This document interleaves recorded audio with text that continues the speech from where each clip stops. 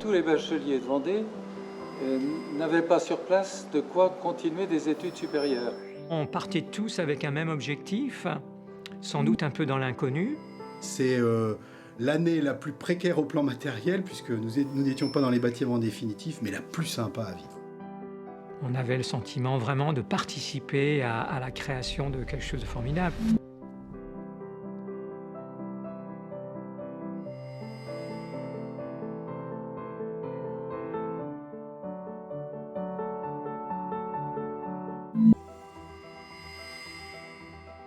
Quand je dis que pour l'Église c'est un moment de grâce, c'est que tout de même considérer que sans armes, on fait en sorte que des dictatures tombent.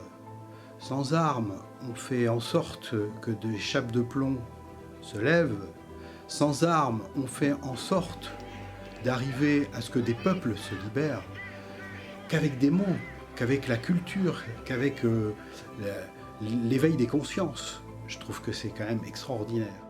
Il y a une envie, une espérance qui naît et est liée effectivement d'un certain côté avec le pape Jean-Paul II qui a contribué énormément à faire chuter ces blocs de l'Est et une volonté ecclésiale en Vendée d'appuyer pour que les étudiants vendéens puissent bénéficier d'une école universitaire catholique en Vendée, sur place, près de leur famille. C'était un bonheur de faire la route avec ce pape qui nous rabâchait sans arrêt « N'ayez pas peur ».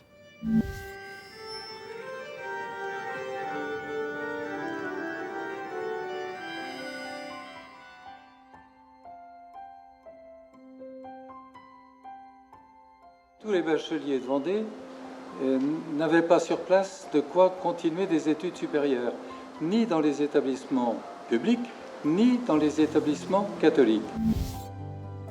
C'est un peu un acte de foi, et d'une, et de deux, c'est vécu sans doute au sein de la population comme, en tout cas pour un certain nombre, comme un acte un peu militant. Il faut dire qu'en Vendée, c'était le désert universitaire, donc on débutait.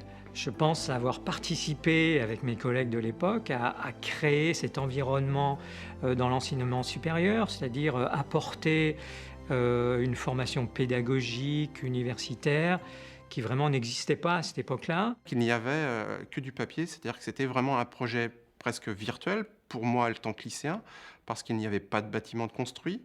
Le concept était totalement nouveau, le concept d'école universitaire, c'est-à-dire en rupture avec l'université publique où c'était la masse des étudiants. Là, c'était la volonté d'avoir des petites promotions réduites, entre 30 et une soixantaine d'étudiants. Ce projet qui sortait un peu de nulle part, je me demande encore à l'heure actuelle comment ça se fait que j'ai pu y adhérer et comment mes parents ont pu accepter que je puisse aller dans une école qui n'existait pas encore à l'heure actuelle. Je perçois assez vite que j'entre dans une université qui est plus de l'ordre de l'école universitaire. Plus d'encadrement, c'est structuré, même si au moment où moi je m'inscris à l'ICES, en fait, les bâtiments actuels qui sont magnifiques n'existent pas, ou ils sont en construction. Quand je suis arrivé en 1990, j'ai découvert non pas le beau bâtiment que l'on connaît à l'heure actuelle, mais l'ICES qui était dans une salle de sport. Ce bâtiment qui était situé à la direction de l'enseignement catholique était vraiment en rase campagne aux abords de La Roche-sur-Yon et tout autour de cette salle de sport, on était entouré de moutons. Donc effectivement, c'était un cadre qui sortait du cadre habituel universitaire. Les premiers ordinateurs, 89, ils existaient, mais c'était les premiers Mac, je ne sais plus comment on les appelait à l'époque. Mais il y en avait, il y en avait, donc on commençait à travailler avec cela. Mais bon, le papier-crayon était quand même d'usage plus fréquemment que maintenant. Je ne pense pas que les étudiants actuels puissent se rendre compte de cette force qu'il y avait au départ. Il y a quand même cet esprit pionnier qui fait que, aussi bien, tout le monde va dans le même sens pour faire émerger quelque chose.